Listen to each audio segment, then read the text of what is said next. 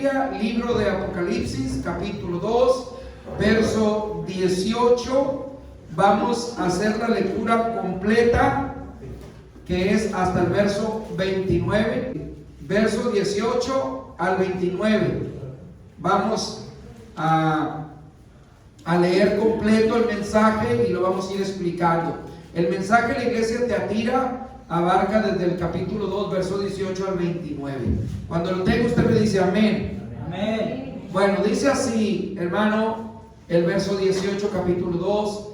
Y escribe al ángel de la iglesia en Tiatira: el Hijo de Dios, el que tiene ojos como llama de fuego y pies semejante al bronce bruñido, dice esto: yo conozco tus obras y amor y fe y servicio y tu paciencia, que tus obras postreras son más que las primeras. Pero tengo unas pocas cosas contra ti, que toleras que esa mujer Jezabel, que se dice profetiza, enseñe y seduzca a mis hijos a fornicar y a comer cosas sacrificadas a los ídolos. Le he dado tiempo para que se arrepienta, pero no quiere arrepentirse de su fornicación. He aquí, yo la arrojo en cama y en gran tribulación a los que con ella adulteran, y si no se arrepienten de las obras de ella. Y a sus hijos heriré de muerte, y todas las iglesias sabrán que yo soy el que escudriña la mente y el corazón, y le daré a cada uno según sus obras. Pero a ustedes y a los demás que están en Tiatira, a cuantos no tienen esa doctrina y no han conocido lo que ellos llaman las profundidades de Satanás, yo les digo que no les impondré otra carga. Pero lo que tienen, reténganlo hasta que yo venga. Al que venciere y guardara mis obras hasta el fin, yo le daré autoridad sobre las naciones y las regirá con vara de hierro, y serán quebrantadas como vasos de alfarero, como yo también la he recibido de mi Padre. Y les daré la estrella de la mañana. El que tiene oídos, oiga lo que el Espíritu dice a las iglesias. Amén. Siéntese, por favor. Siéntese. Vamos a hablar, ¿verdad?, de esta iglesia. Mire, la iglesia de Tiatira tenía características: buenas obras, que estas consistían en obras que eran hechas con amor, con fe.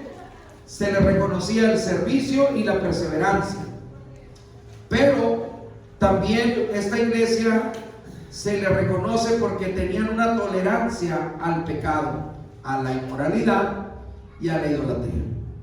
Toleraban también, dice la Escritura, a una falsa profetisa, que ellos hablan, ¿verdad? En la Escritura dice Jezabel. Obviamente nosotros entendemos que no se está refiriendo físicamente a la mujer de Jezabel, sino al espíritu que movía a Jezabel. Recuerden que Jezabel fue una reina que venía de los sidonios, y Acab, rey de Israel, se casó con ella.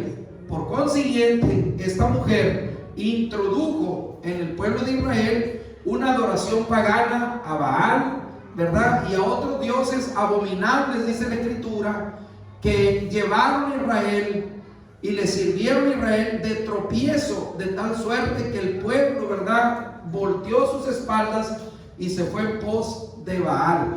Y usted puede leer la historia, ver en el libro de los Reyes cómo muere esta mujer, qué características tenía. Era una mujer implacable, ¿verdad?, que no se detenía ante nada para lograr sus objetivos, de tal suerte que ella logró, ¿verdad?, sacar de la mesa del rey a los profetas del Señor, y sentó en la mesa del rey a los profetas de Baal y de Acera, ¿no? Entonces este periodo de este reinado fue caracterizado porque mayormente quien gobernaba, vamos a decirlo así, era ella y no era él. Entonces, por eso habla la Escritura, dice: toleras a esa mujer a esa mujer Jezabel, que se dice profetiza. Ahorita vamos a explicar esto, ¿no? Entonces, repito, esta situación trajo el que el Señor le llamara la atención a esta iglesia de Tiatira, que tenía, ¿verdad?, cosas buenas, pero también tenía algunas cosas que el Señor le reprocha, como esas que estamos mencionando. ¿Qué virtudes se le reconocen a esta iglesia?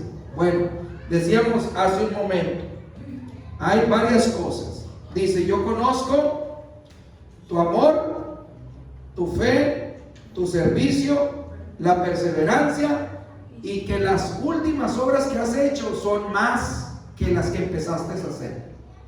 Entonces, veamos pues que esta iglesia tenía cualidades, tenía virtudes. Recuerden, hermano, que el mensaje a las iglesias obviamente está refiriéndose a los integrantes de ese lugar, de esa iglesia, características de esa iglesia. Y las iglesias se componen por los miembros de las iglesias, no por los edificios. Entonces, cuando hablamos del mensaje de la iglesia de Tiatira, está hablando de la conducta que tenían esos creyentes de esa iglesia. Entonces, es importante que entendamos aquí que este mensaje no solamente lo tenemos que ver como un asunto histórico de una iglesia que sí que existió en el mundo antiguo, que geográficamente tenía una localización, sino también que entendamos, ¿verdad?, que aquí en estas líneas puede verse reflejada la conducta de algunos de nosotros, que probablemente, ¿verdad?, algunos de nosotros digamos: bueno, Señor, pues yo te he servido con todo mi amor, lo que yo he hecho para ti lo he hecho creyendo, el servicio que yo presto, yo lo presto para ti, no para que el hombre me vea. Y también he sido paciente, he sido hospitalario con aquellos que han necesitado, he tendido la mano. Pues sí, pero vamos a ver qué se le reprocha a esta iglesia, ¿no? ¿Qué es lo que el Señor le reprocha, ¿no? Entonces, dice el verso 20: tengo contra ti que toleras a esa mujer, Jezabel, dice, que se dice profetiza, y vea la enseñanza de ella. ¿Qué era lo que ella enseñaba? Dice que enseñaba y seducía a los miembros o a mis siervos, dijo el Señor, a fornicar y a comer cosas sacrificadas a los ídolos. Aquí tenemos que entender dos cosas. Cuando la Biblia habla de fornicación, se entienden dos cosas. Uno es entender el acto inmoral de la fornicación, y la otra es que también en el sentido espiritual, cuando alguien anda celebrando cosas del mundo, adorando ídolos, también se refiere a la fornicación espiritual, donde el creyente se une, ¿verdad?, con el mundo. Ejemplos: en esta temporada hay muchos, hermano. En esta que viene hay muchos. No, pues que voy a la posada, pero no bailo, hermano. ¿Qué tiene que hacer usted ahí? En el alcohol, en la música del mundo. No, hermano, pero es que cuando ya van a empezar, pues yo me voy. Bueno, entonces usted analice, ¿ok? ¿Por qué? Porque para eso Dios nos ha dado el Espíritu Santo. Dice: a comer cosas sacrificadas a los ídolos. Ay, hermano, pero es que yo oro. Sí, pero sabes que está ofrecido a la Virgen, ¿verdad?, al santo patrono, al patrono del pueblo. No, pero es que yo oro por él. Bueno, es claro lo que el Señor está diciendo ahí. Dice: los enseña a fornicar y a comer cosas sacrificadas a los ídolos. Entonces la Escritura dice que no podemos sentarnos a la mesa de Dios. ¿Y a la mesa de quién? De los demonios. Que no podemos tomar la copa del Señor y beber la copa de los demonios. Dice la Escritura: ¿qué acuerdo hay entre el templo de Dios y los ídolos? ¿Qué comparte Cristo con Satanás? Nada. ¿Sí? Entonces, no podemos nosotros decir: es que yo no celebro el Halloween, nomás les di dulces. ¿Ok? Dios conoce tu corazón. Entonces, eso es lo que está diciendo el Señor, que los seduce a hacer esas cosas. Amén, hermanos. Amén. Bueno, verso 21 dice que le ha dado tiempo el Señor. ¿Para qué? para que se arrepienta, dice, ¿de qué? De sus fornicaciones. Yo la arrojo en cama y en gran tribulación, y a los que con ella adulteran, si no se arrepienten de las obras de ella. Entonces, Dios siempre nos da oportunidad, sí. Decíamos, ¿cuál era el problema? La tolerancia al pecado. O sea, a pesar de las cualidades que el Señor resalta sobre los creyentes, había esos dos problemas: la idolatría y la mundanalidad.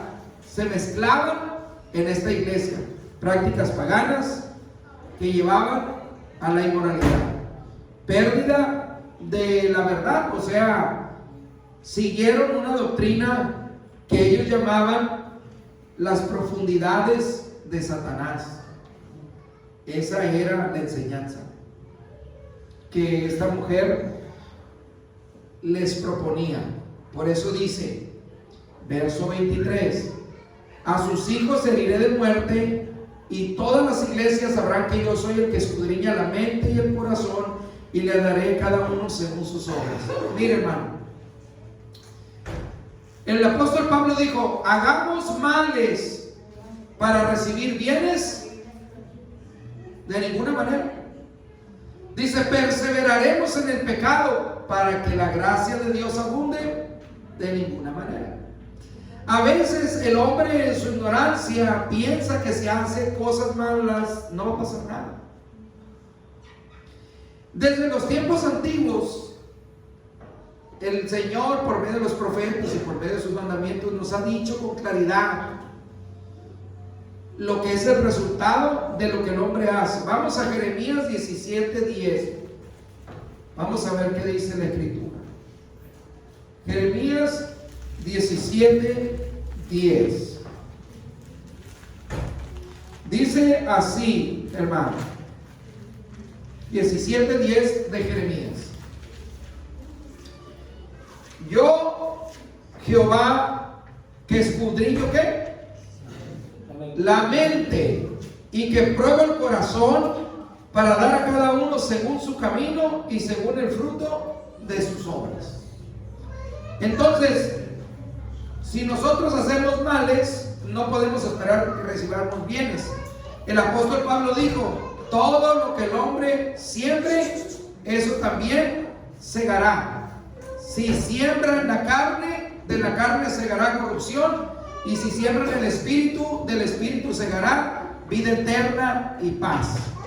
Entonces, todo tiene una condición y una naturaleza. Y es el Señor, dice, el que pues dará a cada uno según sus obras. A veces las personas se esconden de aquellos que creen que les pueden llamar la atención, de aquellos que creen que les pueden decir a las autoridades. Se esconden de la esposa, se esconden del esposo, los hijos se esconden de los padres, etcétera. Pero el Señor conoce nuestros pensamientos, conoce nuestro corazón, y dice que Él será el que nos dará a cada uno según nuestras obras. Entonces, hermano, tenemos que aprender de esta parte de que pues nosotros podemos elegir entre engañarnos nosotros mismos o obedecer al Señor. Dios está en todas partes. Dios no te acompaña cuando estás tú haciendo algo indebido, pero Él sabe lo que estás haciendo. Esa es la diferencia. Ahora, el verso 24 dice: pero a todos ustedes y a los que están en Tiatira, y a cuantos no tienen esta doctrina y no han conocido lo que ellos llaman las profundidades de Satanás, yo les digo: no les impondré ninguna carga, pero retengan lo que tienen hasta que yo venga. Aquí podemos darnos cuenta que no solamente era la práctica de que comieran cosas sacrificadas a los ídolos y de seducir a los siervos del Señor, sino que también tenían una doctrina diabólica. Una doctrina, ¿verdad?, que habían introducido, a la que ellos llamaban las profundidades de Satanás. Y mire, aquí hay algo muy interesante que usted tiene que meditar. Muchas veces la gente es muy curiosa Y hay gente que no se conforma con la palabra del Señor. Hay gente que a veces no entiende la escritura, pero le gusta el misterio. Le gusta que porque alguien fue y le dijo algo y ya le despertó la curiosidad y es que me dijo lo que yo estaba pensando. Y resulta que esa persona que dice que es cristiano, pues es un adivino que anda ahí. Y entonces, ¿qué sucede? Al rato esa persona que le gusta el misterio va detrás. Y al rato ya dice, bueno, ya no nomás vamos a leer la Biblia, ahora vamos a leer otro librito que yo encontré. ¿Sabían ustedes que hay un libro que se llama La Sabiduría de Salomón? ¿Alguna vez usted ha escuchado ese libro? Sí. Hay un libro que se llama La Sabiduría de Salomón. ¿Y sabe usted que ese libro es un libro satánico? ¿No sabía? Pues no le voy a decir que lo busque, pero quiero que sepa. ¿Por qué? Porque el título está muy atractivo, La Sabiduría de Salomón. Nosotros sabemos que Salomón fue un rey muy sabio de parte de Dios. Terminó adorando ídolos por esto que estamos diciendo. Pero hay un libro que usan los satanistas que se llama La Sabiduría de Salomón, y es un libro satánico de conjuros, de hechicerías, de encantamientos. Se lo estoy diciendo no para que lo busque, sino para que entienda que el enemigo también se disfraza como ángel de luz. Entonces, en esta iglesia estaba pasando eso. Había una mujer de esas que yo les digo que a veces no son espirituales, son espirituadas, que en una sombra miran un demonio, en un foco, en una bocina, en donde sea miran al diablo. No miran a Dios, pero miran al diablo por todos lados. Entonces, aquí el Señor les dice, hay algunos que no tienen esta doctrina, que no han seguido esa enseñanza. Entonces, ¿por qué el hombre sigue enseñanzas de error? Porque quita sus ojos de la escritura. O sea, si usted quita su vista de la palabra del Señor, con mucha facilidad usted va a poder abrazar otra doctrina falsa. ¿Por qué? Porque está quitando los ojos de la antorcha que alumbra su entendimiento, dice la escritura. Entonces Pedro dijo, tenemos la palabra profética más segura, a la cual dice, hacemos bien en fijar los ojos de nuestro entendimiento. Amén, hermanos. Amén. Ahora, vamos al siguiente verso. Dice el Señor, al que venciere y guardare mis obras hasta el fin, yo le daré autoridad sobre las naciones y las regirá con vara de hierro y serán quebradas como vaso de alfarero, que yo también las he recibido de mi Padre. Y les daré la estrella de la mañana, dice el que tiene oídos para oír, oiga lo que el Espíritu les dice a las iglesias. Amén. Amén. Entonces, tenemos aquí siempre, hermano, al final la promesa de aquel que sea fiel, de aquel que venza hasta el final, aquel que permanezca hasta el final. Siempre encontramos aquí en la escritura una promesa de parte de Dios, ya sea por perseverar hasta el fin, por guardar la palabra de Dios hasta el fin, por ser fiel hasta la muerte. Y en este caso está diciéndoles, retengan lo que tienen hasta que yo venga, y entonces les daré la estrella de la mañana, dice el que tiene oídos para oír, oiga lo que el Espíritu Santo dice a la iglesia. Entonces, como dice la escritura, ninguna obra, ningún trabajo en el Señor es en vano. De Él tendremos la recompensa al final. Entonces, este mensaje, esta iglesia termina con estas palabras. Vuelvo a repetir, este mensaje a esta iglesia era una iglesia trabajadora, que sus obras últimas fueron más que las que cuando empezó. Era una iglesia que se le reconoce que lo que hacía lo hacía con amor, que lo hacía con fe, que era una iglesia que tenía hospitalidad para con los extraños o los mismos hermanos, y también era una iglesia, ¿verdad?, que tenía fe y paciencia. Esas eran las características de los hermanos que conformaban esta iglesia en Tiatira. Amén, hermanos. Ahora, todas las iglesias tienen cosas para elogiar, algunas, como ya lo vimos, ¿verdad?, no, unas más, otras menos. y otras se les reprende directamente por su actitud, por su conducta. Vamos a ver enseguida el mensaje a otra iglesia, ¿sí? Aquí tenemos este ya se los había puesto, es un resumen de lo que caracterizaban a cada una de las iglesias. Acabamos de ver la iglesia de Tiatira, que se caracterizaba, repito, por su obra, por su sacrificio, por su esfuerzo. Se le reconoce por esas características. Vamos a ver la iglesia que sigue, que es la iglesia de Sardis. Esta iglesia, ¿verdad? Se reconoce como los restos, ¿verdad? Y esta lectura de la iglesia de Sardis se encuentra en el capítulo 3. Los primeros 6 versículos se dirige el mensaje a esta iglesia.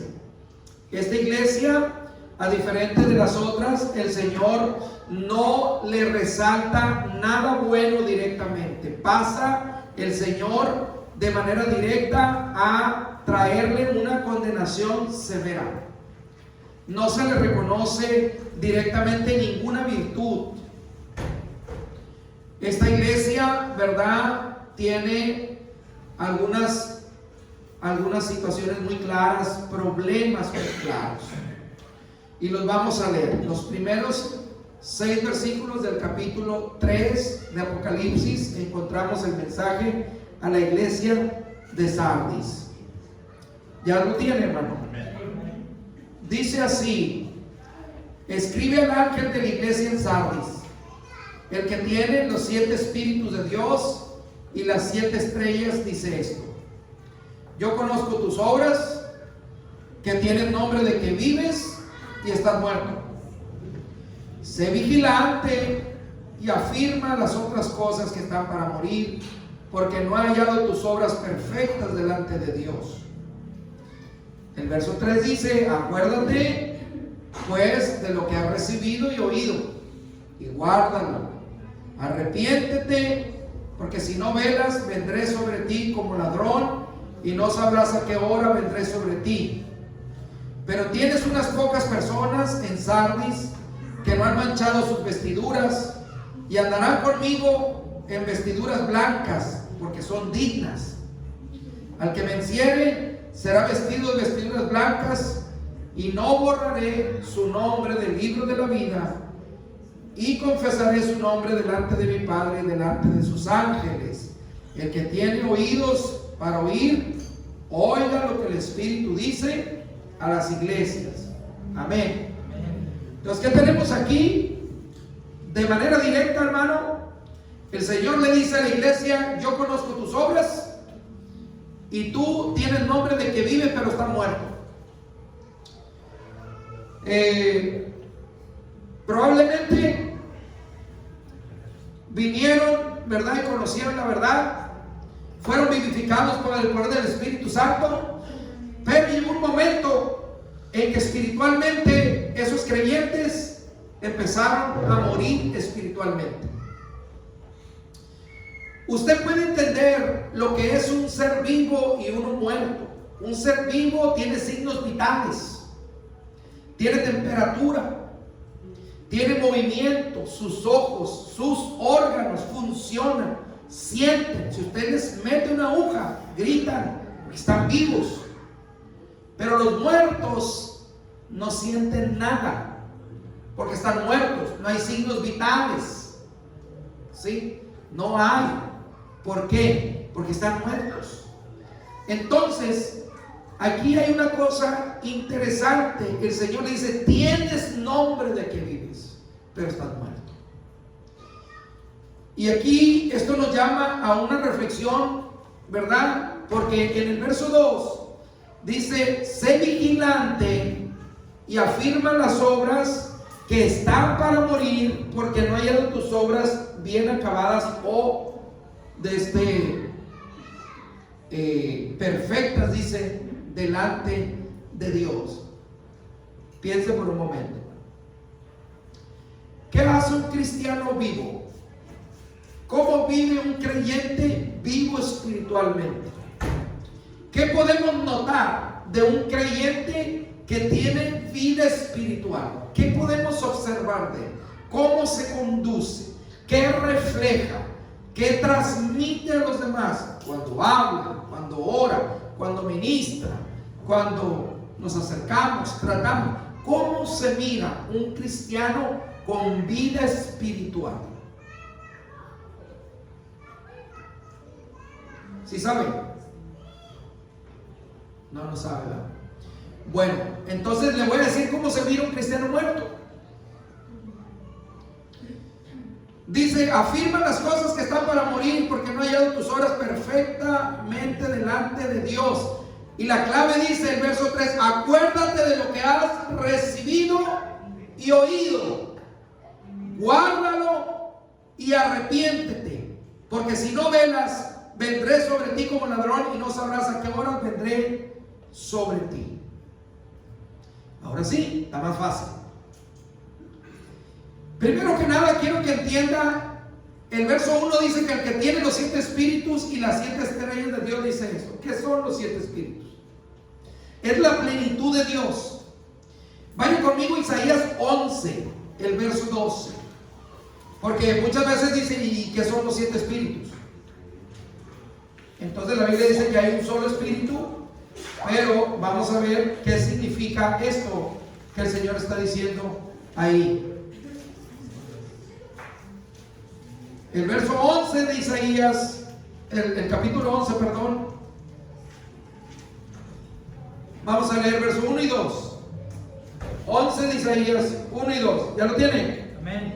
Dice así: y saldrá una vara del tronco de Isaí, y un vástago retoñará de sus raíces. Y reposará sobre él, hablando del Señor, el espíritu de Jehová. Y dice, espíritu de sabiduría y de inteligencia, espíritu de consejo y de poder, espíritu de conocimiento y espíritu de temor al Señor. Entonces, ¿qué tenemos? El espíritu del Señor, el espíritu de sabiduría, el espíritu de inteligencia, el espíritu de consejo, el espíritu de poder, el espíritu de conocimiento y el espíritu de temor a Dios. Eso es lo que identifica la Escritura como los 7 espíritus del Señor que reposan en la plenitud de Cristo.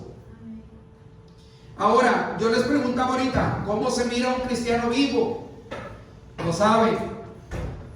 ¿Cómo se mira un cristiano que está en terapia intensiva? Que dice la Biblia, tienes nombre de que vives pero estás muerto. Y dice, acuérdate de lo que has recibido, lo que has oído, y guárdalo y arrepiéntete y vela, porque si no vendré sobre ti y no vas a saber a qué hora voy a venir sobre ti. Entonces está fácil, está más fácil. ¿Qué es lo primero que deja de hacer una persona que se empieza a morir? Empieza a debilitarse. Una vez que está debilitado, deja de ¿qué? De comer. Y después deja de beber. Y después ya la persona ya no se mueve, está en cama, llega un momento en que empieza a agonizar, ¿verdad? Sus signos vitales van bajando. Hasta que llega un momento que se muere, ¿verdad? Eso es una forma natural de la muerte. Hay quienes mueren de manera repentina, súbita, o sea, un accidente, una desgracia, diferentes maneras, una persona que se ahoga, se murió dormido, etc. Pero aquí el Señor le dice, acuérdate de lo que has recibido y guárdalo y arrepiéntete y vela. Pero dice, sé vigilante y afirma las otras cosas que están para morir. Esta iglesia estaba muriendo poco a poco. Y como le dije, no estamos hablando de los edificios, estamos hablando de los creyentes. Cuando usted la palabra de Dios ya no le sabe, cuando usted ya la presencia de Dios no lo sacia, Cuando usted le da lo mismo, si leyó, si no leyó, si oró o no oró, le da lo mismo. Son datos de esto que estoy diciendo. Hermano, pero yo vengo, sí, es el dedito así que se está moviendo. Es el dedito, que nada más dice, sí está vivo, está vivo. No está muerto completamente, pero ahí está, mira, está el dedito, se le mueve el dedito. Por eso decimos que está vivo. El dedito es que alcanza a venir al culto. Que de repente, una alabanza por allá medio le mueve la fibra, le saca una lágrima. Está en terapia intensiva. Es la costumbre. Ya no es el amor, ya no es la efervescencia, ya no es la pasión de venirme a encontrar con el Señor. Ya da igual, hermano. O sea, piérdase quien se pierda, o sea, da igual. Esa era esa iglesia.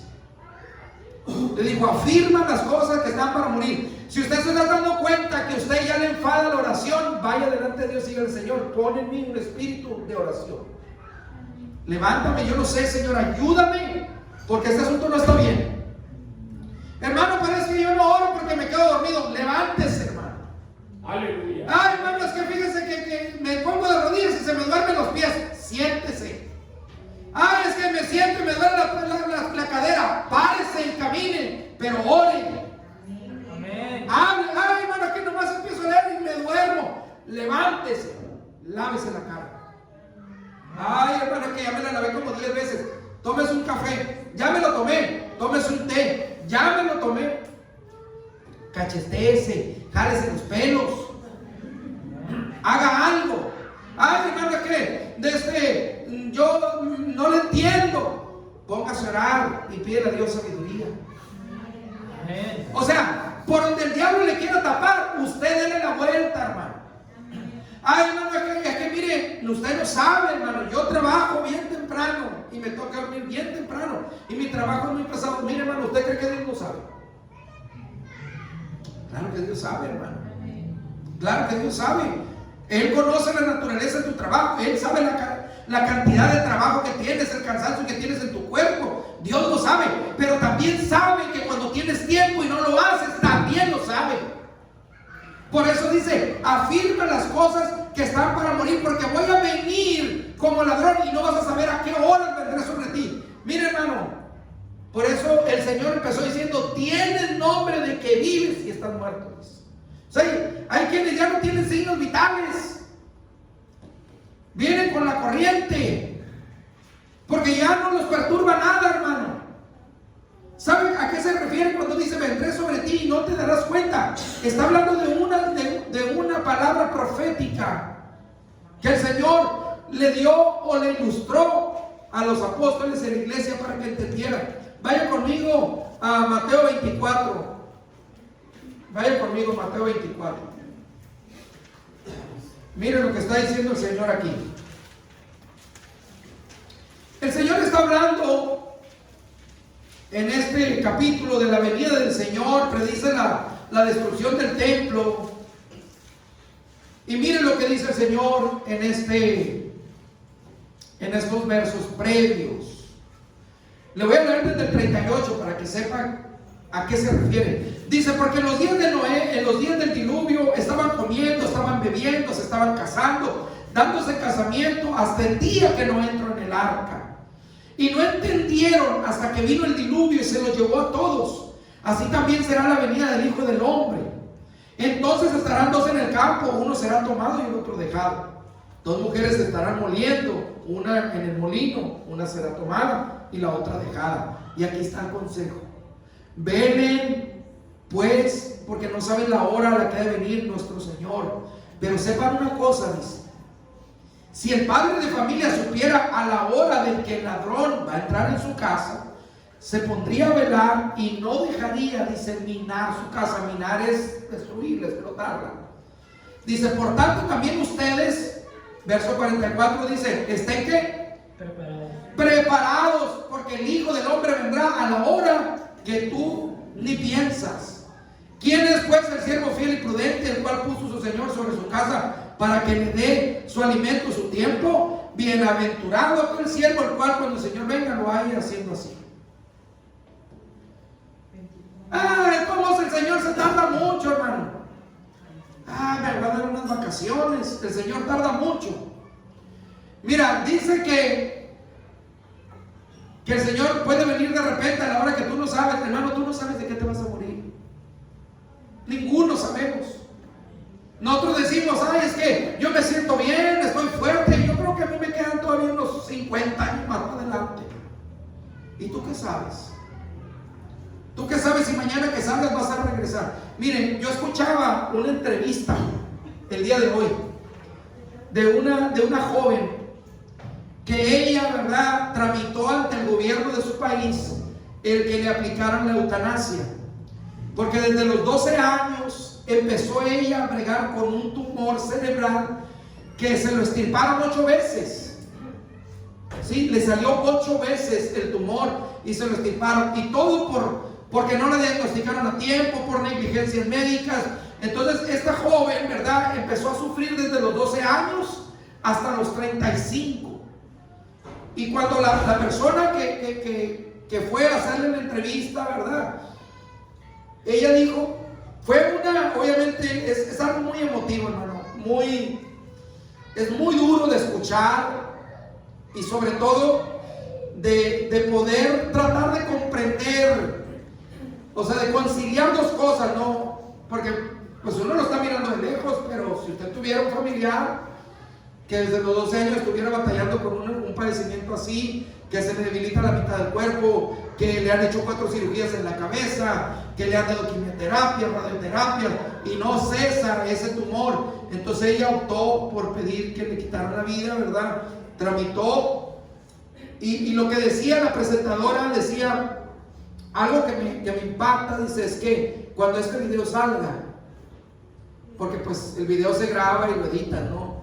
Dice, cuando este video salga tú ya no vas a estar aquí. Y le dijo, ¿tú crees en Dios? Entonces ella dijo, no dijo que sí, ni dijo que no.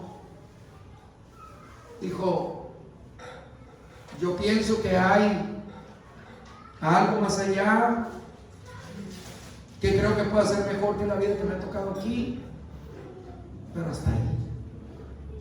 Hasta ahí.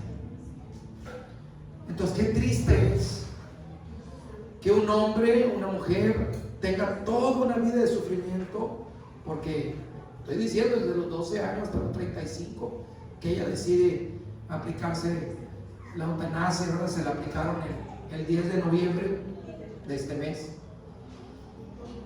Desde todavía no conocer al Señor. Eso es lo más tremendo.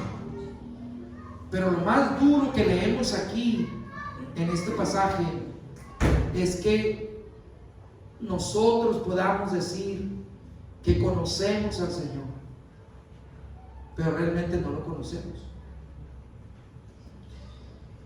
¿Qué pudiera haber pasado con esta iglesia de Sardis? Probablemente ya estaban satisfechos por lo que habían hecho. No, hermano, pues yo tengo 10 años en el camino, yo tengo 20 años en el camino, yo tengo 30 años en el camino. Probablemente algunos de ellos estaban muy preocupados por las cosas del mundo. Tal vez otros estaban muy enfocados en solucionar problemas de su alrededor y habían dejado de hablarle a los demás. Otros tal vez estaban muy ocupados en lo material y se olvidaron de lo espiritual, tal vez. Tal vez otros, ¿verdad?, estaban más atentos de lo que pensaban de ellos, los vecinos, los compañeros, la familia, que lo que Dios piensa de nosotros. Por eso dijo, tienes nombre de que vives, pero estás muerto. Tal vez algunos estaban orgullosos de la organización a la que pertenecían, del letrero, ¿verdad? Otros probablemente ya no tenían convicción en la palabra del Señor. En otras palabras, hermano, algunos comentaristas usan este término que es fuerte. Era como un museo de huesos secos. Eso era. Por eso en el cuadro que pusimos decía Sardis, decía restos, los restos de una iglesia. Una iglesia que un momento, un tiempo tuvo el nombre de que vivía, pero la vida que debería de correr a través de sus venas, el poder de Dios, la gracia, el Espíritu Santo que vivifica al creyente. Por eso el Señor dijo: el que cree en mí, como dice la Escritura, de su interior correrán ríos de agua vivas. Es lo que vivifica el Señor, la palabra de Dios. Hermano, que no la puedo leer, escúchela. Hay tantas aplicaciones, tantas formas de oír la palabra cuando usted está barriendo, cuando usted está cocinando, cuando usted va en el auto, cuando usted trae sus audífonos. Usted puede oír la palabra donde sea y a la hora que sea, hermano. No hay excusa, hermano, que no miro bien, pero escucha bien. Hermano, pues no escucho bien, pero mira bien. Pues entonces una cosa a la otra. Hay hermano que no le entiendo, pues dígale al Señor que le dé entendimiento. Así dice la Biblia. Pero no perdamos tan fácil, hermano. Por eso dice: afirma las cosas que están para morir. Cada uno de nosotros sabemos cómo andamos, en qué cosas somos fuertes y en qué cosas estamos flojeando, en qué cosas le ponemos pero al Señor. Ay, Señor, es que está nublado. Ay, Señor, es que parece que va a llover. Ay, Señor, es que me duele el pie. Ay, Señor, me duele la cintura. Ay, Señor, ya me dejó el camión. Ay, Señor, mi marido me... Hermano, son cosas absurdas esas. Porque para el trabajo, todas esas cosas que yo mencioné, las vencemos. Las vencemos, hermano. No, es que no voy porque si no voy, me van a quitar el bono. Me van a quitar el bono de... parte del bono de la despensa, parte del bono de puntualidad. Me van a descontar el día y la parte proporcional del séptimo día. Pierdo más de lo que... Y ahí vas, con el dolor de muela, con la migraña, regueando, con el dolor de cadera, muriéndote de frío, lloviendo, como sea, pero vas. ¿Por qué? Porque eres responsable, ¿verdad? Entonces, de eso está hablando aquí. Entonces dice, verso 4: tienes unas pocas personas en Sardis que no han manchado sus vestiduras y van a andar conmigo en vestiduras blancas porque son dignas. Entonces, miren, hermano, la vestidura blanca, dice la Biblia, son las obras de los justos, las buenas obras. Por eso la Escritura dice: nunca falte aceite sobre tu cabeza, en todo tiempo sean blancas tus vestiduras. O sea, que tus obras sean justas, dignas. Por eso el Señor dice: andarán conmigo porque son dignas. Amén. Ok, y aquí hay una promesa. El verso 5 dice: al que venciere será vestido de vestiduras blancas. Y aquí hay algo muy interesante. Dice: y no borraré su nombre del libro de la vida, y confesaré su nombre delante de mi Padre y delante de sus ángeles. A ver, si el Señor está diciendo que no borrará el nombre del libro de la vida, es porque lo puede, ¿qué? Porque lo puede borrar. Entonces, si Él dice no lo voy a borrar, quiere decir que sí lo puede borrar. Entonces, aquí hay una teoría. Hay quienes dicen: una vez salvo, siempre salvo y para siempre salvo. ¿Ok? Por eso hay movimientos que viven como les da la gana, ¿sí? Y es todos contra todos, no hay ningún freno, no hay ningún límite, porque ellos son salvos y una vez salvos, siempre salvos. Pero aquí vemos algo interesante, que desde la antigüedad se menciona este registro. ¿Sabía usted que Moisés sabía de la existencia de ese libro? Del libro de la vida. ¿Sabía usted? Miren, vaya conmigo a Éxodo 32. Vamos a ver esto que Moisés está hablando con el Señor, para que vea qué interesante es esto que estamos aprendiendo. El pueblo de Israel, ¿verdad?, hicieron un becerro para adorarlo, y entonces hubo destrucción en el pueblo. Y solamente la tribu de Leví, ¿verdad?, tomó la espada y mató a sus hermanos, dice la Escritura. ¿Ok? Entonces, vamos a ver. Éxodo 32, verso 30 al 33, dice: y aconteció que el día siguiente Moisés le dijo al pueblo: ustedes han cometido un gran pecado. Yo voy a subir ahora adelante y quizá hablaré con el Señor o aplacaré acerca de este pecado al Señor. O sea, voy a interceder por ustedes, es lo que está diciendo.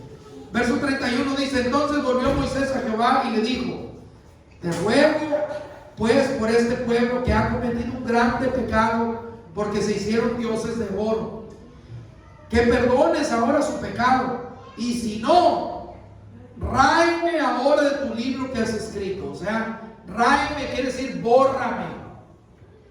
Le dice: bórrame de tu libro que has escrito. Y Jehová le respondió: al que pecare contra mí, a ese borraré yo de mi libro. Amén. Entonces, hermano, es cosa seria el evangelio. Es cosa seria, hermano. No, es que, hermano, que en otros lugares. Pero aquí la Biblia está diciendo claramente: no borraré su nombre del libro de la vida, dice, al que venciere. Amén. Ahora vamos a esa misma referencia en Apocalipsis 20:12. ¿Qué libro es del que se está hablando? ¿Cuál es la referencia aparte de la que vimos en Moisés? Dice así. ¿Ya lo tienen? Voy a leer desde el 11. Está hablando del juicio del trono blanco, que lo vamos a explicar cuando lleguemos a ese capítulo. Entonces, ¿qué tenemos aquí? Dice 20:11 de Apocalipsis: vi un gran trono blanco y al que estaba sentado en él, de delante del cual huyó la tierra, el cielo, y no se halló ningún otro lugar para ellos. Dice: vi a quienes, a los muertos, grandes y pequeños, en pie delante de Dios, y los libros fueron abiertos. Ahí deténgase. Libros, dice, plural. Hay un libro personal, un registro personal de nosotros, de lo que hacemos, de lo que pensamos y de lo que decimos. La Biblia dice que de toda palabra ociosa que el hombre hable, de ella dará cuenta en el día del juicio. Aquel que llame tonto a su hermano será, dice, responsable de juicio eterno. Y el Señor dice aquí: yo conozco los pensamientos de los hombres, que son vanidad.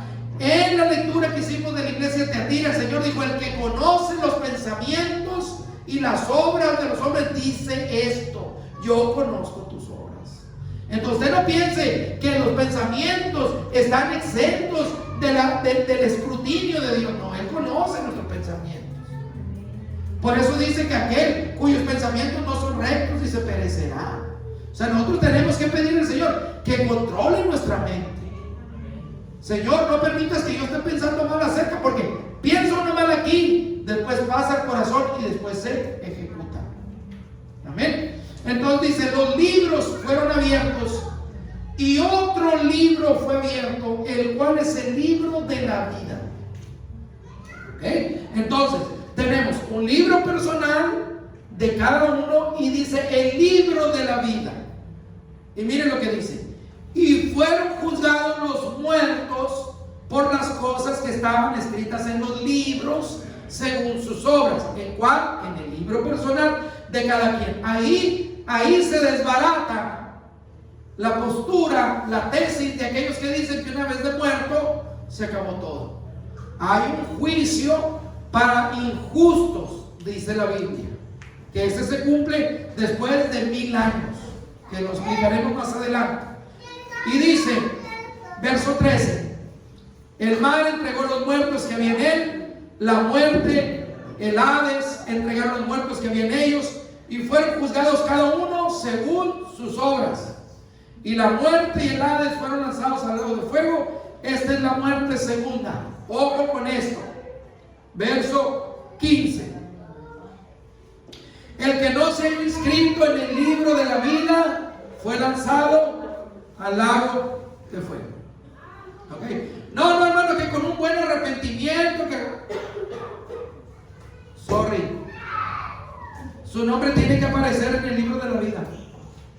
Cuando el hombre viene y se reconcilia con Dios y le pide a Dios que perdone sus pecados, y cuando el hombre es sumergido en las aguas bautismales y emerge de las aguas, dicen que es como una nueva criatura, donde sus pecados quedaron borrados por la sangre del Cordero, por el sacrificio de Jesús en la cruz, para empezar una vida nueva, donde su nombre es escrito en el libro de la vida y tiene la oportunidad de acceder a la vida eterna. De eso se trata el mensaje de la salvación. No es un asunto de religión, no es un asunto, ¿verdad?, de estar en un lugar para sentirnos bien. No, hermano, es un asunto de salvación, de vida eterna. Por eso se predica el Evangelio.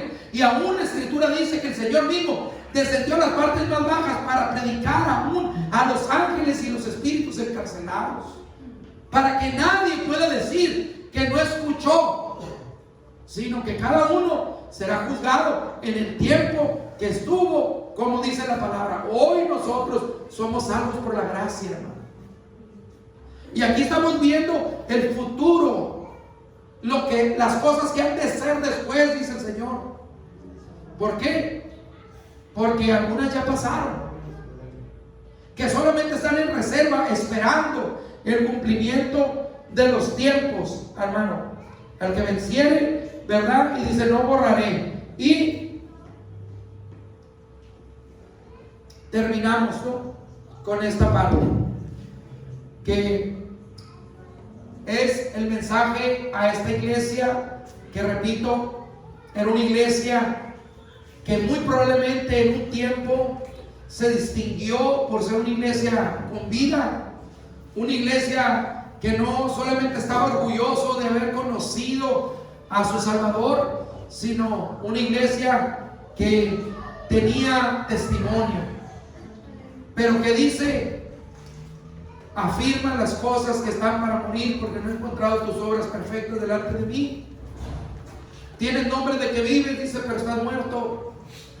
Hay gente, ¿verdad?, que como digo, solamente Dios sabe lo que hay en el corazón del hombre.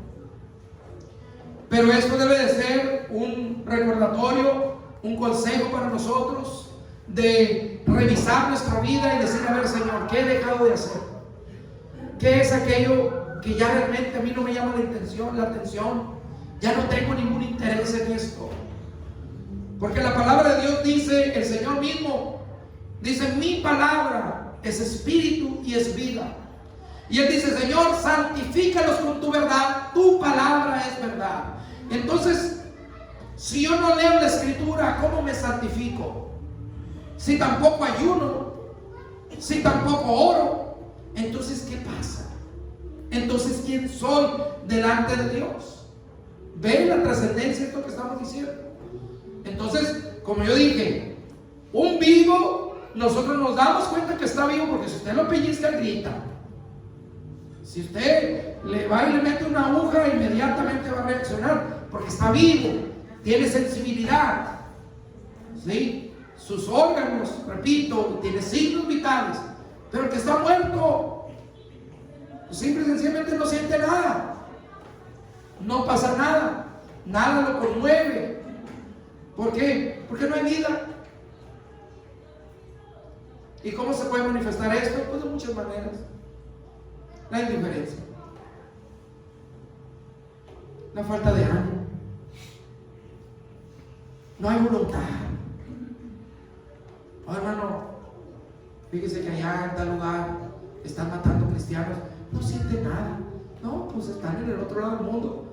Hermano, recuerden, no es que usted va a estar en un grito por todo, pero usted piense por un momento, que usted le hablara y le dijera, ¿sabes qué?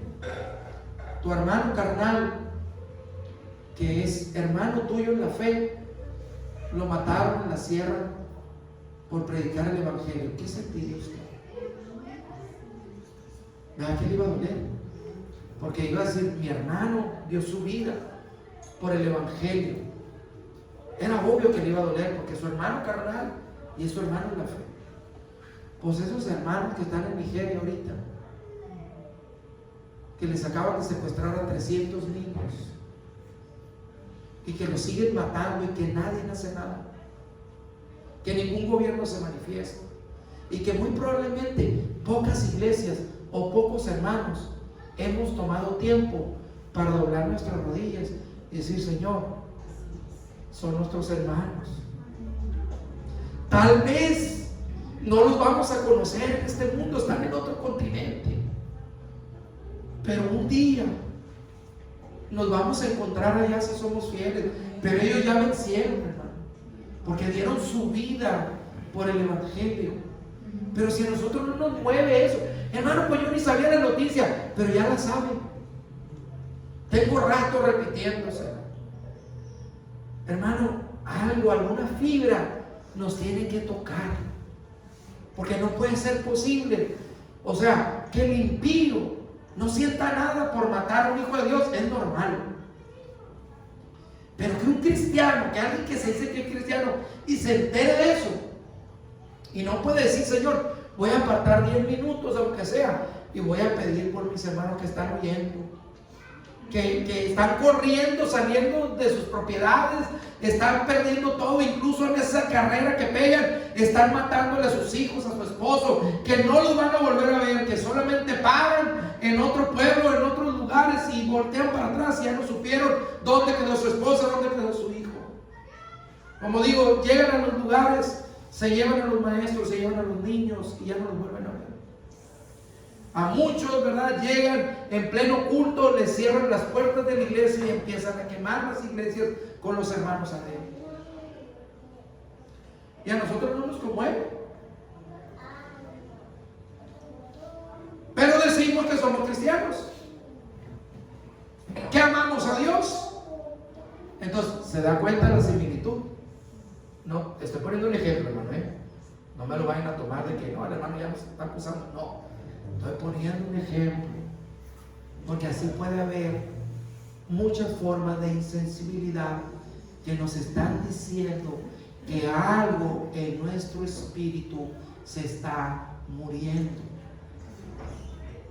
Amén, hermano. ¿Sí me estoy explicando? O sea, no estoy diciendo que usted, estoy diciendo, poniendo un cuadro, pintando un cuadro, para que nosotros reflexionemos de lo que Dios nos ha dado, de lo que Él nos ha concedido, de la bendición que tenemos. ¿Sí me estoy explicando? Amén. Bueno, pero vamos a terminar aquí con esta iglesia y vamos a quedar pendientes con las demás. Seguimos, hermano, con este tema. Vamos a ponernos de pie, hermano, para terminar.